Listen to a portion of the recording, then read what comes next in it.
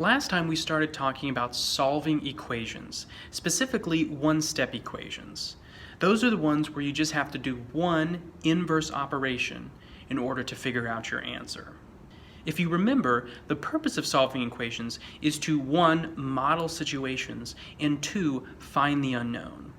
If there's a problem or a situation that we want to know more about, and it contains some unknown part, something that we can't necessarily figure out or something that's missing, then we might be able to use an equation and our solving skills to figure out what that unknown part is.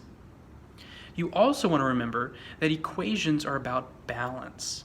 And so when we're figuring out what that unknown part is, or in the case of our equations, what the variable is equal to, we're trying to figure out what makes this equation true and keeps everything balanced.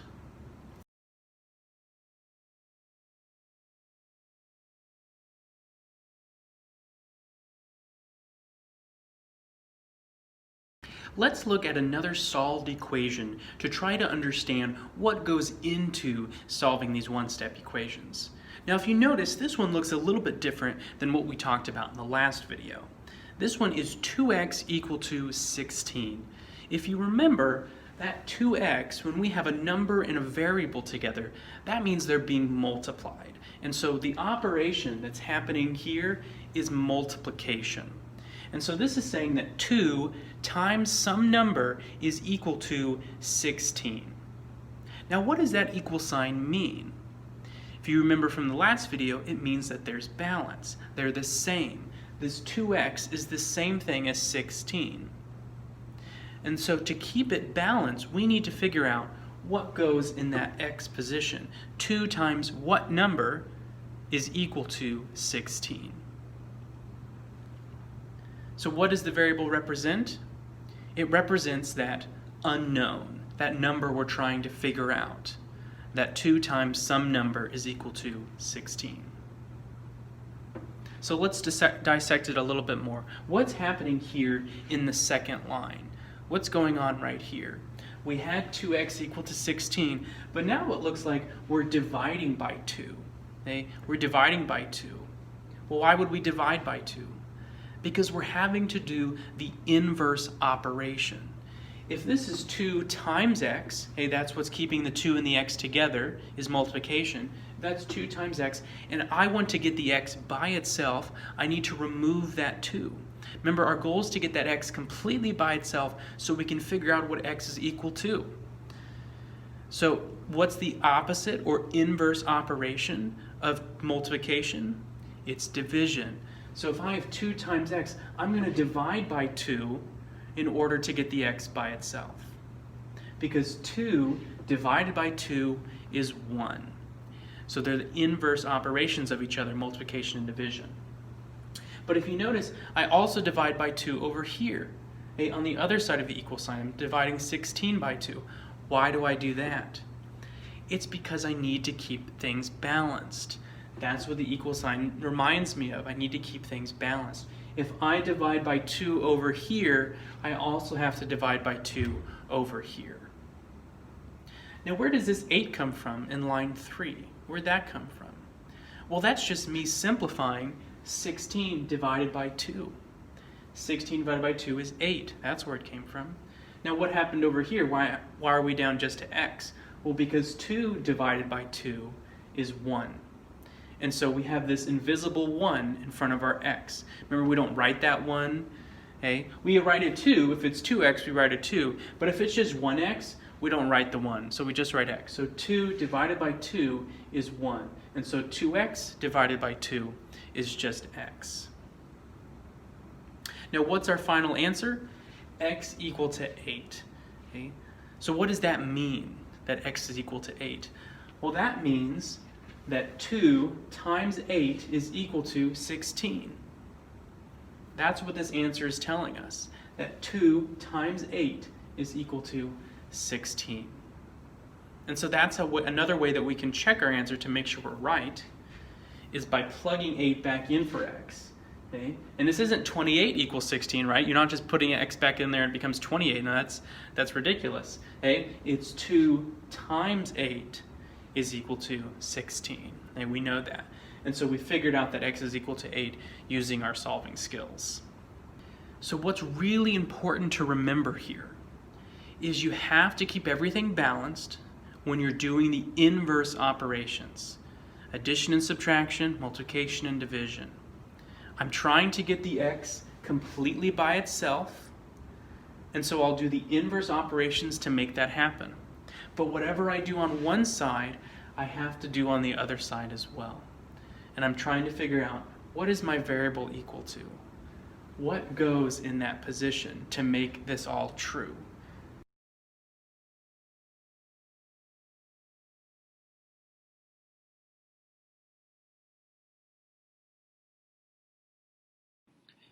So remember, when solving one-step equations, we want to use inverse operations. Last time we talked about how addition and subtraction are inverse of each other. This time we're going to look at examples that use multiplication and division. So the inverse of multiplication is division, and the inverse of division is multiplication. So if I have a problem that has a term and a number, or a term with a number and a variable being multiplied, then I can use division to do the inverse and separate them. Or if I have something that's being divided, I can use multiplication to help me separate them and figure out what the variable is equal to.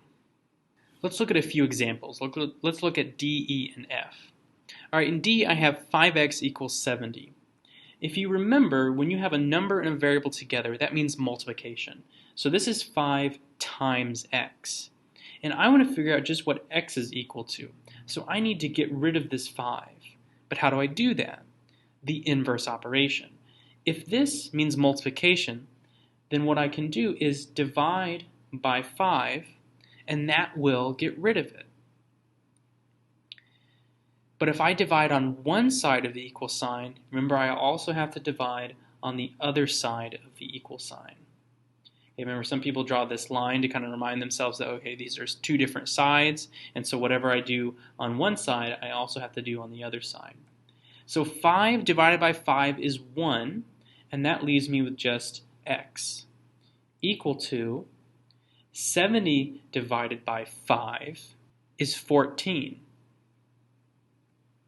70 divided by 5 is 14. So x is equal to 14 here. Which makes sense if I go back and plug that back into my expression. I have 5 times 14 is equal to 70, right? So that's what x is equal to. Remember, in all of these equations, we're trying to figure out what is x equal to. And if I plug that back in, does it work? Does it make sense? Okay? If it doesn't, then something went wrong. So when we did multiplication, when we had multiplication here, we had to divide. Okay? Had to divide on both sides. So let's look at another example. -1 equals y divided by 12. Remember, that's what this line means here, division. It says y divided by 12. And notice that my variable's on the other side, but that doesn't matter. It's all going to work the same. So if I have y divided by 12 and I'm trying to figure out what y is equal to, I need to get y by itself. Okay?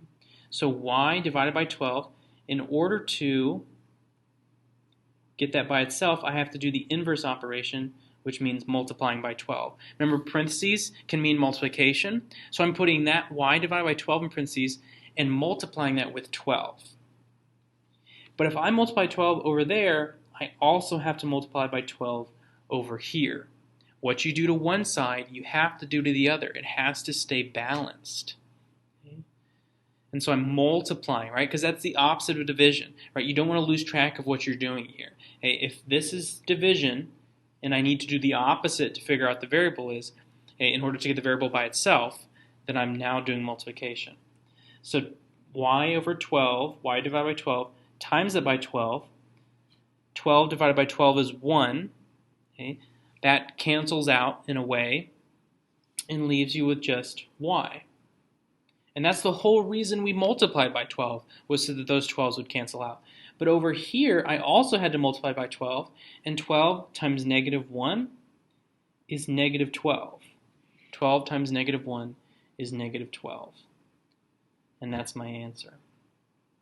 I can check that again by plugging it in. If y is negative 12, when I plug it in, it should work. Negative 12 divided by 12, if you put that into your calculator, it would give you negative 1. So that works. Because I started with the division, I wanted to do inverse operation, multiplying. Remember, you're trying to figure out, how do I get this variable by itself? And what do I need to do to make that happen? Let's look at one more example.